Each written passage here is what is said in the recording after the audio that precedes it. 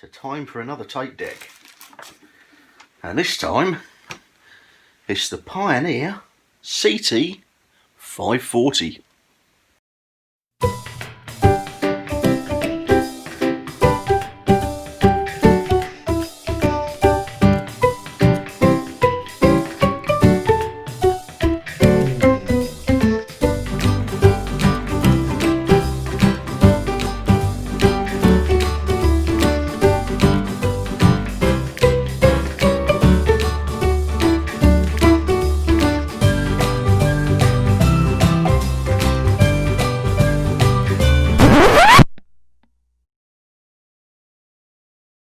So, Pioneer CT-540 stereo cassette deck. And as you can see, this is very much an 80s design. You've no longer got the piano keys, you've got buttons over here, LED meters rather than the old VU meters, Dolby NR on and off. So that means there's only Dolby B, normal, type 1, type 2 and type 4, tape selector, tape counter, and a record timer facility. Power on and off, and what's the eject like? Quite a nice soft eject. Although that sounds a little bit cheap and nasty, but anyway, it's a 2-head. There's a bit of wear on the head, but it's not excessive. So, like always, I'm going to take it apart, check the belts before I turn it on or anything. As always, I don't want a deteriorating belt gooing all over everything, so before I turn it on, get the lid off and check it out. So with the lid off, what have we got inside here? It's quite nicely laid out, to be fair. It all looks pretty untouched. On the motor, we've got 23rd of May 1983. So this is from around that period. And on the other motor, 30th of May 1983. So we can say this was made latter part of 83, I would guess. Possibly very early 84. But no, I'm quite pleased. It all looks very untouched. So, next thing, let's have a look at the belt. Is very, very loose, but it's not disintegrated.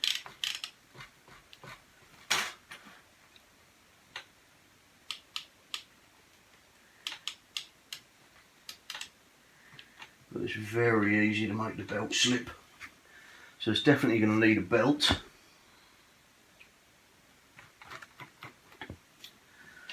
This is just the one. Looks like just the one drive belt, and obviously another belt for the meter. Although I'm guessing there is probably another belt hidden behind there. So I think we're going to have to take this unit out. So that'll be the next step.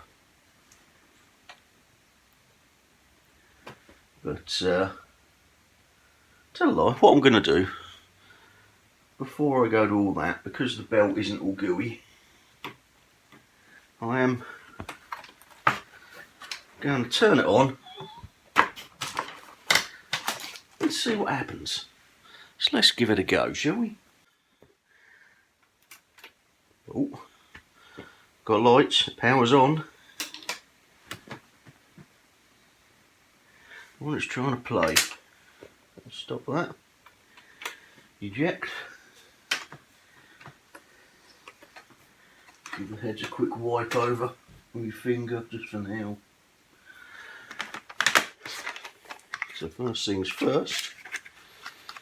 Now this isn't connected up to an amp or anything, this is just a initial test. So put that in, press play.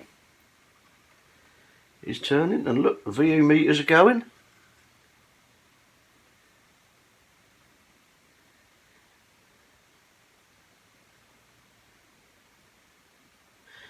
Looking a little bit jumpy on that take-up spool. So that will be the slack belt.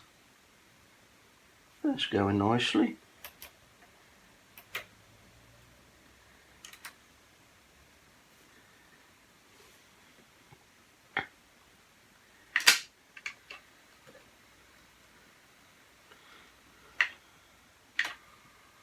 Oh, there's no rewind. There's not enough power for rewind.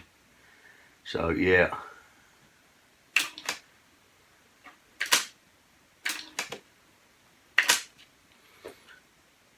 So let's eject that. Let's try.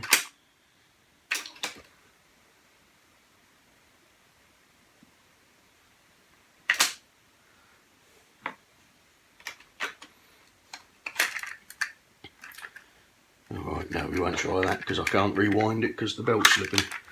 So we'll worry about that one later. But it's working. Of a fashion. So yeah, I'm happy it's working. It's happy it's doing something, or doing enough for now. So what we will now do, turn it back off again, like that, and get these belts changed. So first things first, we've got one screw under there to remove. Obviously pull the knob off, and then there's just 3 clips across the top here, like so, and that should now go. Oh no, we've got another clip down here.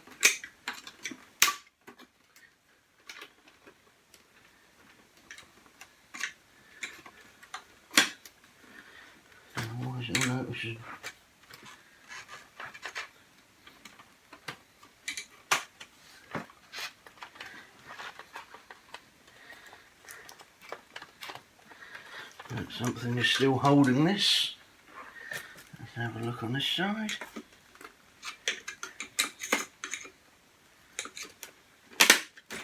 There we go. Oh, clip there.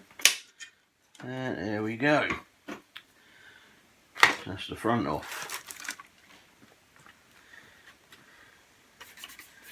Well, we've got this off, we'll give this all a bit of a clean up. That this will probably slide off like so. So then, by the looks of this, we have a screw there and a screw there. One there, one there, one there, and one there. So right, let's start taking these off. And quite nicely, all the screws so far all seem to be the same, so I haven't got to worry too much about remembering which screw goes where.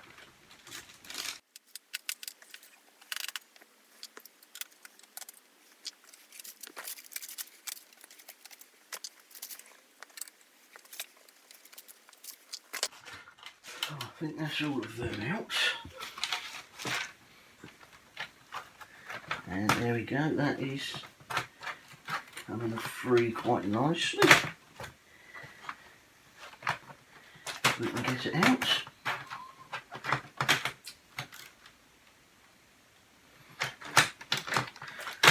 I was hoping not to have to cut any of those cable ties, but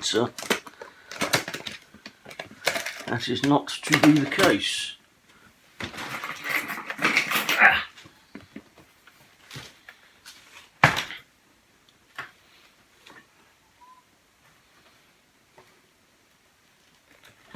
is we just make sure you only cut the cable tie and not the cables.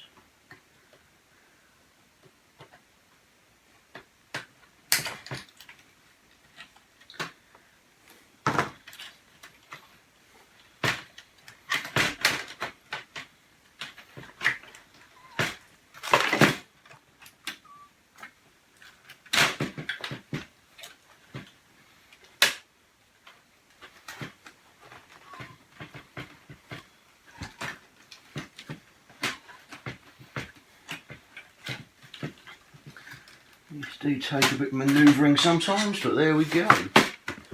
We are out.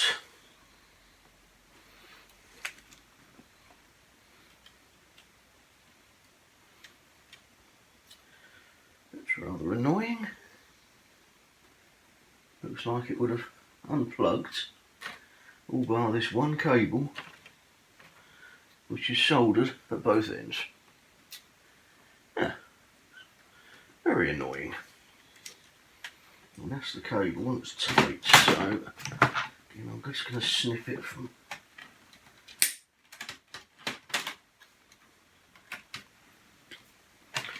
there. Right.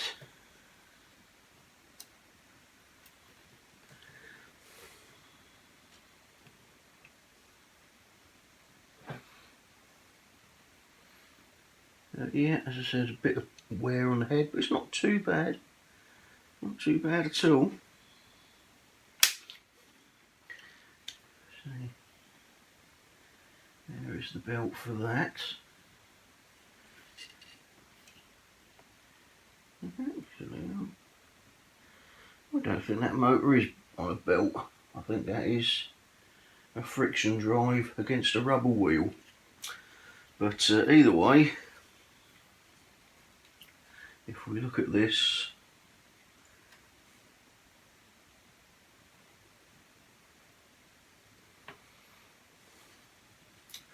this bracket is going to have to come off.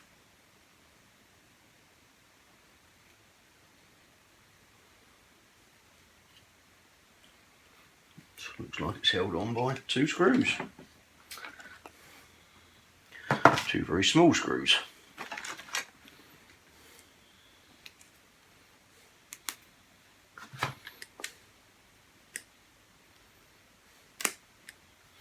Get the super glue off my screwdriver. So right, let me get this apart and we'll come back to you.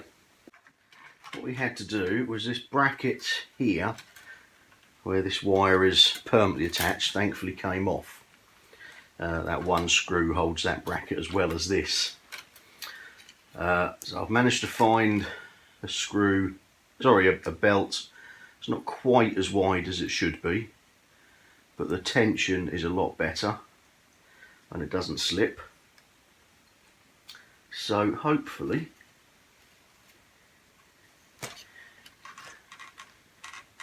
we can now fish that back out again and put this back in. Again, hooking things round at bizarre angles. I'm just going to hook that round there for now so it doesn't fall back in. Again, that is a new belt. These are not necessarily the correct belts in as much as I've ordered a kit. They are just from my pile of assorted belts. And that went back in far easier than I expected it to. So we'll hook that back on there, put some screws back in and give it another go. Right, so at the moment the wires aren't quite as neat in there as they need to be, but for now, to test it, I don't want to tighten them all up in case they need to come out again. So power back on. Get my Marillion tape back out, drop it in.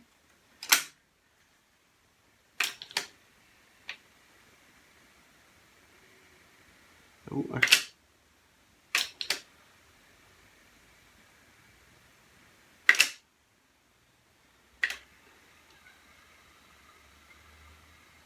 we're still...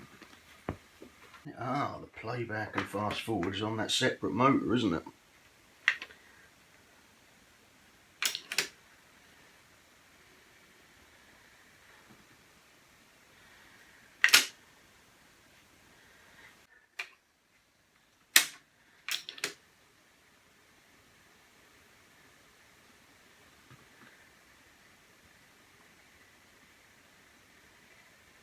So yeah, it doesn't take much for that to slip. But I'm putting hardly any pressure on it and it's slipping. So, as suspected, and hence the reason I didn't do it all up properly, that's going to have to come out. I'm going to have to delve deeper into that second motor. Not what I wanted, but par for the course with these old decks. So let's get on with that. So what we've got in here, so you can see, let's bring you a bit closer.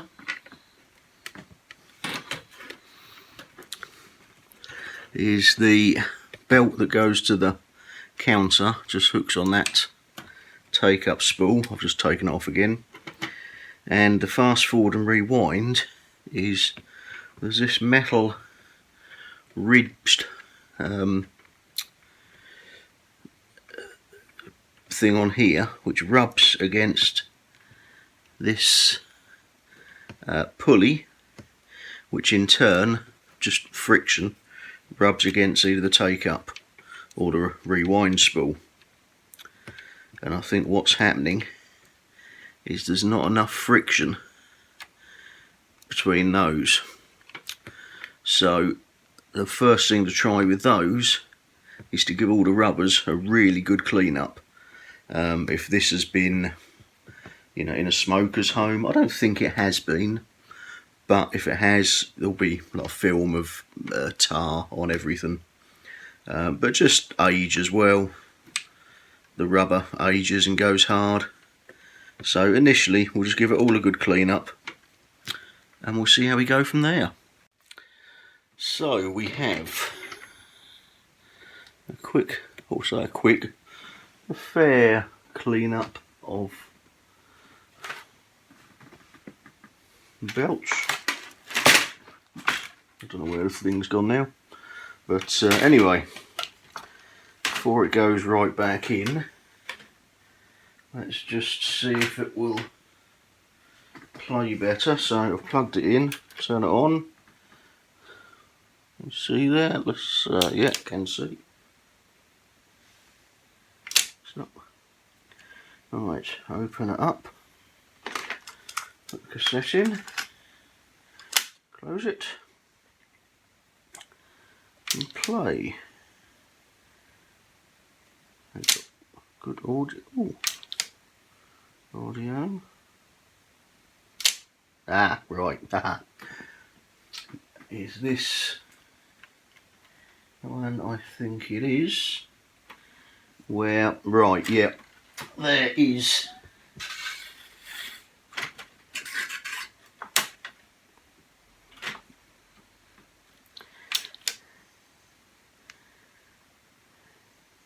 Yeah, because there isn't a belt connected to the meter, the automatic stop works via the meter. When the meter stops turning, that will automatically stop. But it tells me enough, it's playing, good volume levels. Just try fast forward. Nice fast forward speed. I'll stop in a second, there we go. And we have rewind. So let's put it back together. So get that out of there. Oh, I better dig out the belt again. Oh, and most importantly, I need to drink me coffee before it gets cold. So let's do that first, the important bit. Unplug that, let's drink me coffee. Get the belt back on there. Actually, I'll give it a bit of a clean up inside there while this is out. And I reckon this is going to be a nice simple job. Although I'll connect the computer up and find out. I spoke too soon. But first things first, I need to drink my coffee before it goes cold. So what we do here, again, I've just hooked the belt round onto this pin here just to hold it in place. This backing panel literally just slots in the bottom there and clips in place. Perfect. I wish more were like that. And we can close this up.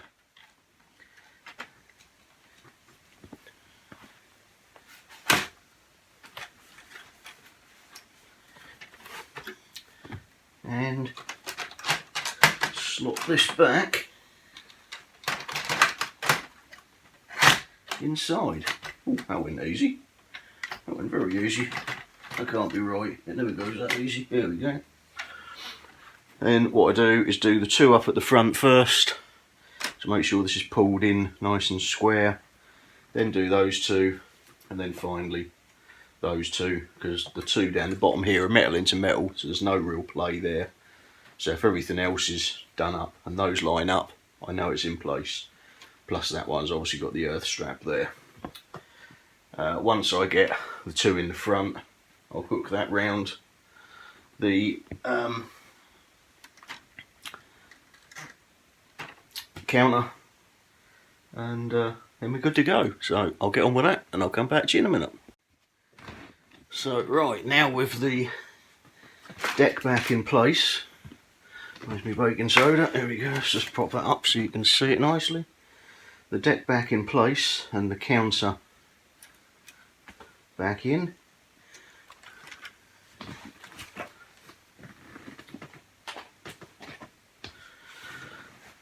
Power this up.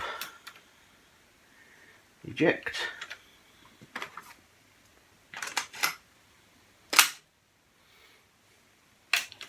Play.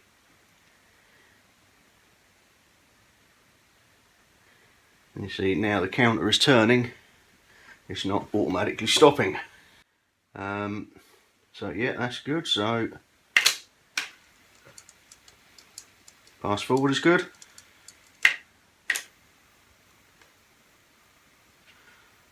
Rewind isn't brilliant, but it's working. Oops. Well, we forget the baking soda for a minute. Let's eject that round, back in, rewind. Yeah, rewind's going quite nicely now.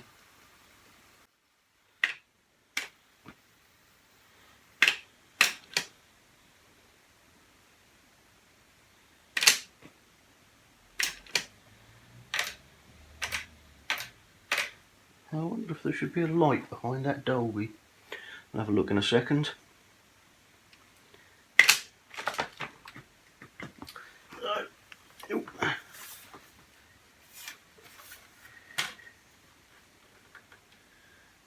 No, it doesn't look like it.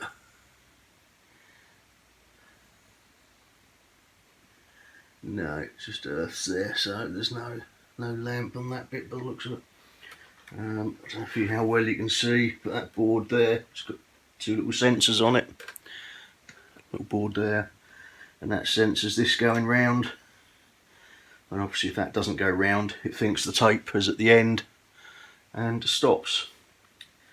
Which is why quite often if you find some of these decks, and a lot of decks of this period were the same, if you get play for a second or so and then it automatically stops, it's generally because the belt on the tape counter is off or loose. But that all looks okay, so let's get it back together, tidy these wires back up, get it back together, and get it on the laptop and see how it performs. But I'm quite happy with this. It's turning out a lot better than I expected. But yeah, let me get it back together and we'll go from there. See you in a minute. So we have test tape in, that's on, so if we start that, well, that is horrendous.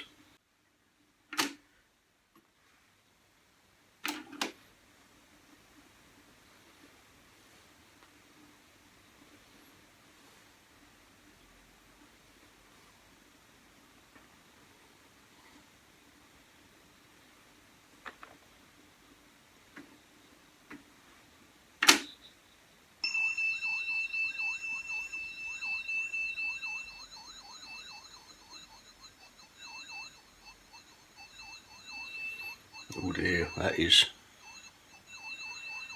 terrible. As you can see there, just how bad that is. And as you know, this should be a constant 3000 Hertz tone, and that is terrible.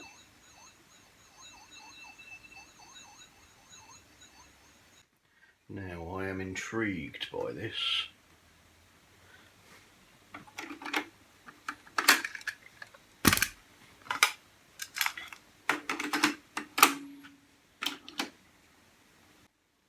Now that is interesting.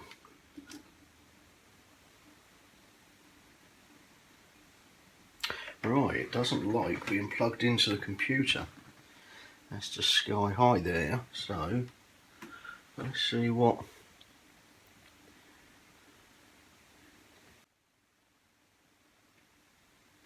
Another dropout. Oh, we've got plenty of dropouts. That's not good.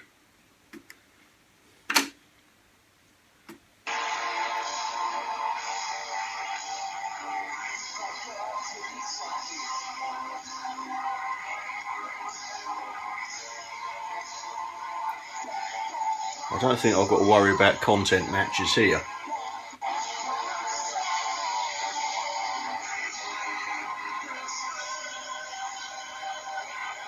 Oh dear. No, that's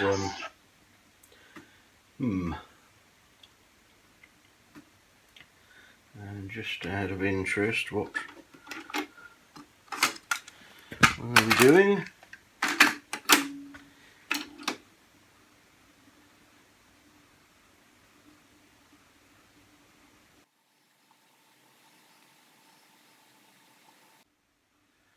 Well, we're going anywhere between 2500 Hertz and 4600 Hertz, and nearly, well, yeah, over a 2000 Hertz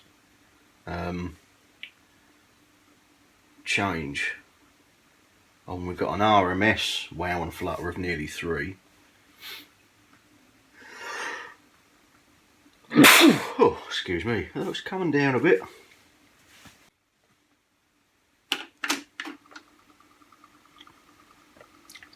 It does make me wonder whether this really just needs to be used a little bit. So I think what I'm going to do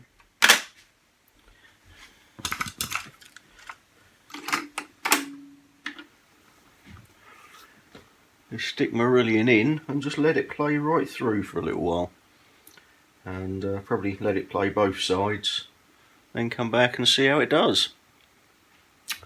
I'll see you then.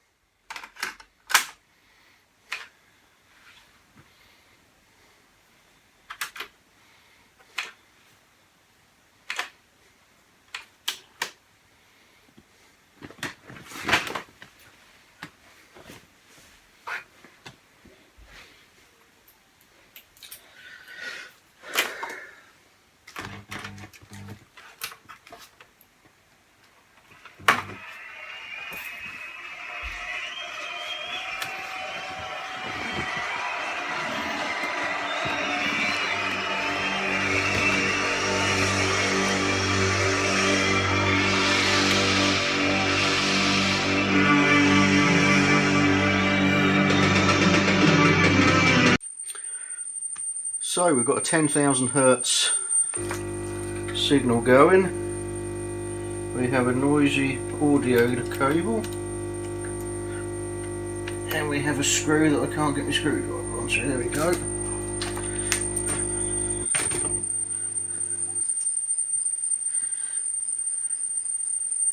And like always, we want as high pitched as we can get it.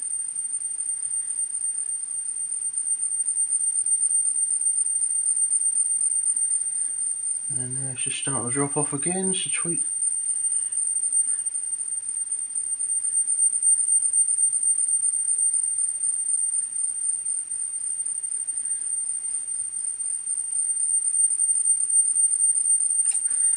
And that is about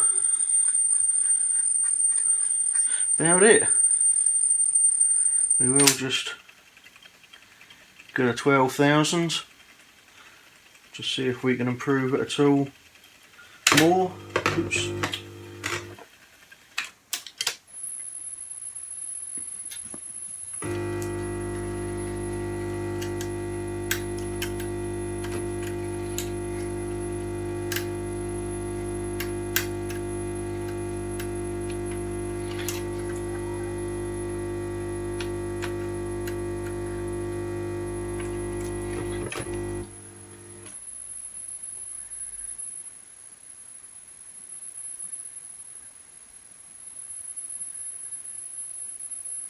No, that was about optimum. So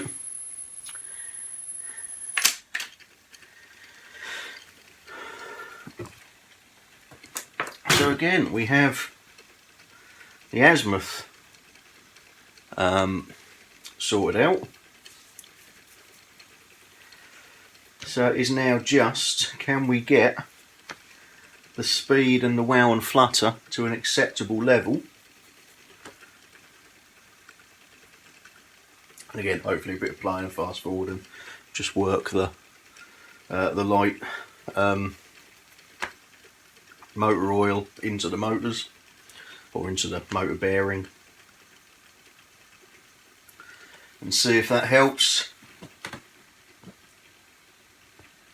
But as I said, I mean, you can see the belt just moving slightly on the motor there, because actually the motor pulley is slightly shaped, and on a belt the correct width, that wouldn't be a problem. But it is just moving slightly more than I'd like.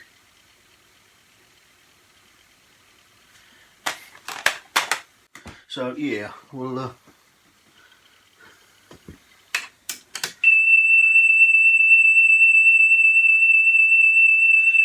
so again you can hear the whoa, whoa, whoa, whoa, whoa, whoa, whoa, whoa, whoa.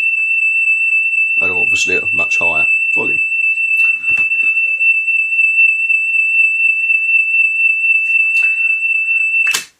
So yeah, we'll just connect the computer back up,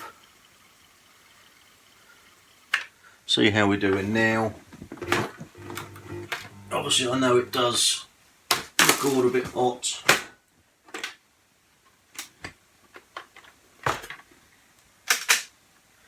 Through here.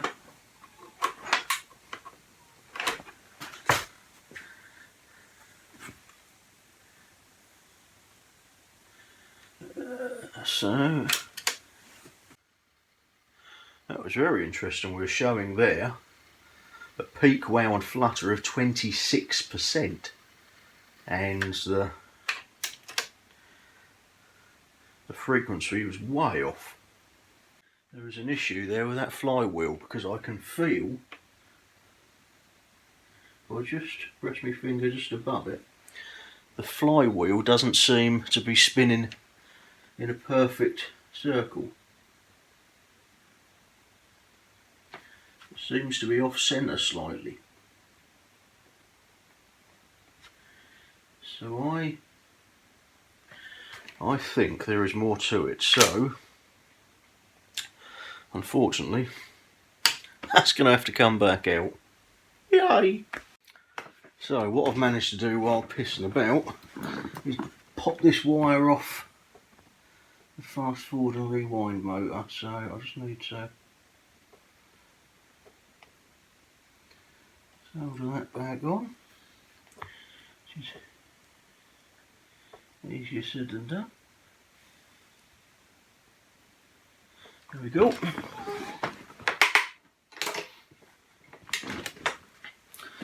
Pain in the arse booting the iron up for that, but needs must. So let's get rid of that down there.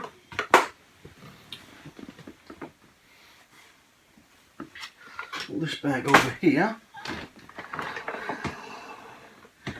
Now, one thing you should never do when you pull the flywheel out, there is a clear or a sort of white plastic washer that goes on the front.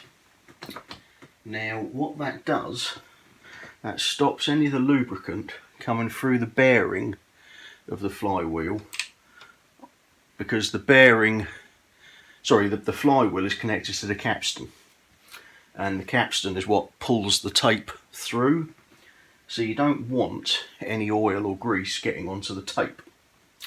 Now, despite, I thought holding on to that washer as I pulled the flywheel out, it appears to have disappeared, which is really not ideal. I have looked everywhere and I am buggered if I can find it.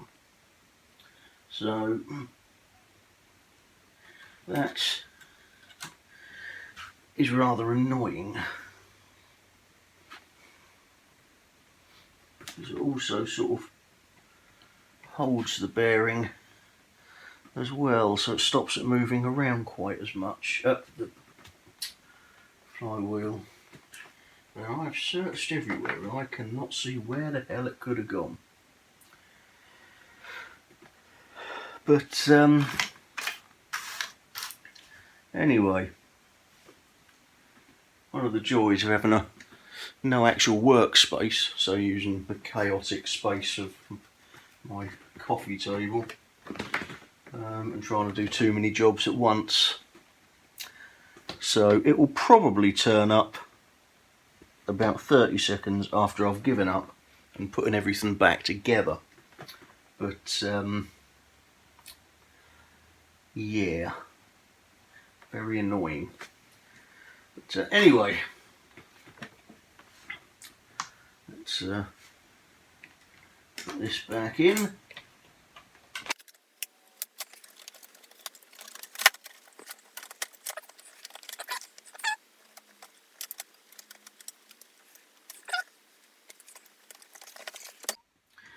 As always, trying to get this in.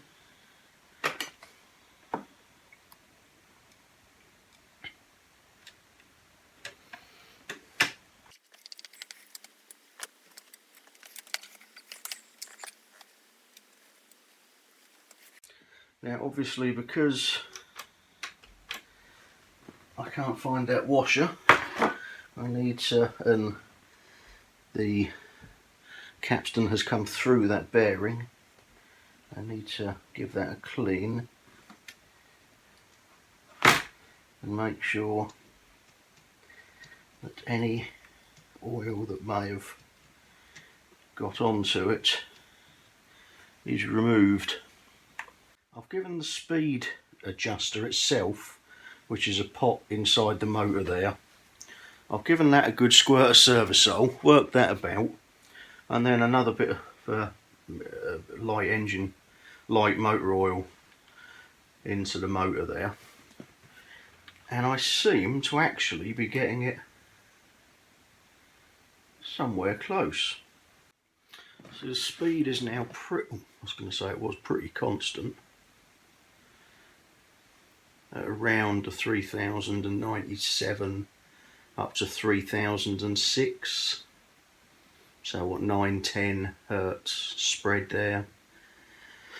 Wow, and flutter of 0.45 to 0.49, which is not brilliant, but it's not too bad. You know, especially when you consider this is a 37-year-old deck.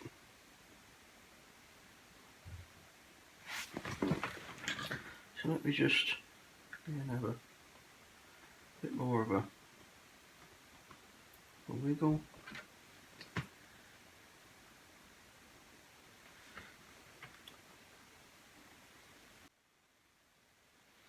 So your little tip while you're doing this is be careful where you put your hand, because your power supply is right underneath your hand.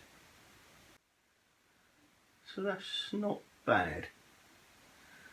Speed is staying fairly steady, and the wow and flutter at 0.4, 0.5 is acceptable, I would say. It's certainly not brilliant. I can't remember offhand what the factory specs would be, but it would be about 0.1 to 0.2. So we're sort of more than double what it should be. But as I said, this is a 37-year-old deck with the wrong belt on, and I do think putting the right belt on will help. So the fact that's down at an acceptable level now, I am going to order the correct belt kit for it, and I am going to have to get another washer for the capstan, since that has just vanished into thin air. But yeah, I'm quite pleased. Considering where this started off at to where we are now, and as I've said that, the speed is... oh no, there we go, okay again. Yeah, I'm quite happy with that, so we'll stop. We'll rewind that, and just one final check over, and then I'll put it all back together.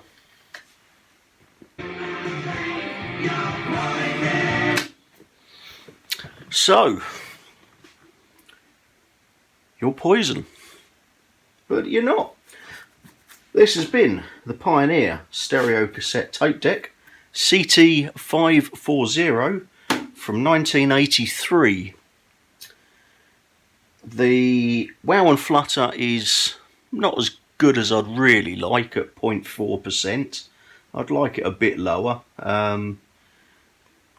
But in the real world, away from measurements on computer screens, the speed is more or less about right. It's hovering around the 3000 Hertz mark, which is where it needs to be for the test tone I'm using. The wow and flutter at 0.4%, it is above what you'd hope, but in the real world it sounds fine. And that's all we really want. We want stuff to sound fine. Away from the measurements on the computer, it is how does it sound to your ears. And this, honestly, give it a good clean up, and this will be a good little deck. So, as I said, Pioneer CT-540 from 1983. This has been another Audio Addicts production. Please don't forget to check out my Auto Addicts channel for all your motoring monstrosities. And like, share, subscribe, and I'll see you in a future video. Ta-da!